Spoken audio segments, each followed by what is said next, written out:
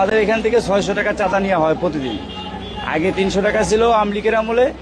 ওই সময় মানে এটা খরচের জন্য নেওয়া হইতো, বলতো যে আমাদের তো একটা খরচ আছে। এখন আমরা তো বিবেক বিবেচনা করে দেখলাম যে তারা তো আমাদের জন্য খাটে, রাস্তায় থাকে। এখন আমরাও তাদেরকে দিলাম।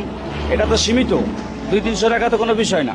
যে এখন জোরপূর্বক 600 টাকা করে নেওয়া হয়, এবারে 700 টাকা পড়ে যায়। এটা নেওয়া হয়েছে টিপু ভাইয়ের আন্ডারের লোক, উনি তো আর আসেন না, ওনার আন্ডারের লোকগুলো যদি টাকা না দেয় তাহলে জোরপূর্বক আমাদের গাড়ি আটকায় নিয়ে যায়, চাবি লয়ে যায়। আমাদের এখান থেকে 600 টাকা চাঁদা নেওয়া হয় প্রতিদিন। আগে 300 টাকা ছিল আমলিকের আমলে। ওই সময় মানে এটা খরচের জন্য নেওয়া হইতো, বলতো যে আমাদের তো একটা খরচ আছে। এখন আমরা তো বিবেক বিবেচনা করে দেখলাম যে তারা তো আমাদের জন্য খাটে, রাস্তায় থাকে। এখন আমরাও তাদেরকে দিলাম। এটা তো সীমিত, 200-300 টাকা তো কোনো বিষয় না। যে এখন জোরপূর্বক 600 টাকা করে নেওয়া হয়, এবারে 700 টাকা পড়ে যায়।